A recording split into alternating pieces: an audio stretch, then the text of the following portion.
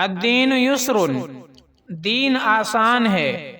اللہ کے رسول نبی اکرم صلی اللہ علیہ وسلم کی ایک حدیث ہے، الدین یسر، دین آسان ہے۔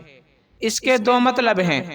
پہلا مطلب، اللہ تعالیٰ نے جو شریعت نازل فرمائی ہے اس میں آسانی کا لحاظ کیا ہے، کسی حکم میں کوئی دشواری باقی نہیں چھوڑی۔ مثلا نماز فرض کی تو فرمایا اگر تندرست ہو تو کھڑے ہو کر نماز پڑھو، اور اگر بیمار ہو اور کھڑے ہو کر نماز نہیں پڑھ سکتے تو بیٹھ کر پڑھو۔ اسی طرح اگر اتنے سخت بیمار ہو کہ بیٹھ کر بھی نہیں پڑھ سکتے تو لیٹ کر پڑھو، اور نماز میں اگر سجدہ یا رکوع نہیں کر سکتے تو اشارے سے کرو۔ اب دیکھیے نماز میں اللہ تعالیٰ نے کتنی آسانی رکھی ہے۔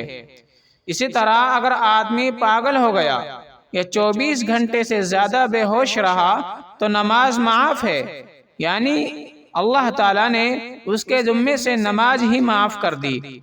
غرض ہر طرح کی آسانی کا لحاظ رکھ کر اللہ تعالیٰ نے نماز کا حکم دیا ہے۔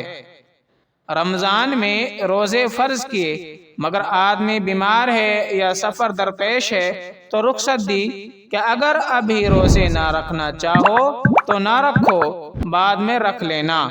پھر فرمایا یرید اللہ بکم اليسر ولا یرید بکم العسر، اللہ تعالیٰ تم پر آسانی کرنا چاہتے ہیں، تنگی کرنا نہیں چاہتے، اس لیے روزے میں رخصت دی۔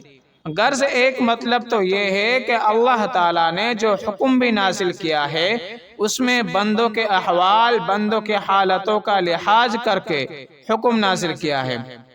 اور الدین یسر کا دوسرا مطلب یہ ہے کہ عموماً بندے انہی احکام کے مکلف بنائے گئے ہیں، یعنی اللہ تعالیٰ نے بندوں کو انہی کاموں کے لیے کہا ہے جن کو وہ بسہولیت عمل کر سکتے ہیں، جن پر وہ بسہولیت عمل کر سکتے ہیں۔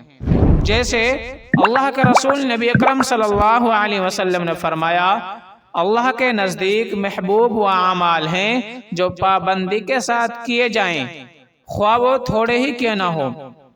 خود نبی اکرم صلی اللہ علیہ وسلم کی شان میں ہے کہ جب آپ صلی اللہ علیہ وسلم کوئی عمل شروع کرتے تو اس پر مداومت فرماتے، اور بھاری عبادتوں پر مداومت مشکل ہے۔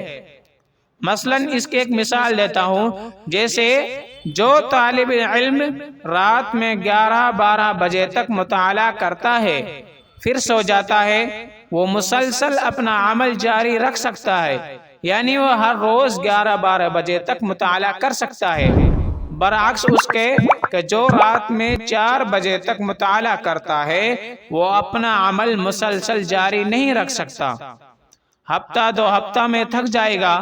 اسی طرح نوافل اعمال کرنے چاہیں مگر بہت زیادہ نہیں کرنے چاہیے، یہ دین سے ٹکر لینا ہے جس میں آدمی کامیاب نہیں ہو سکتا۔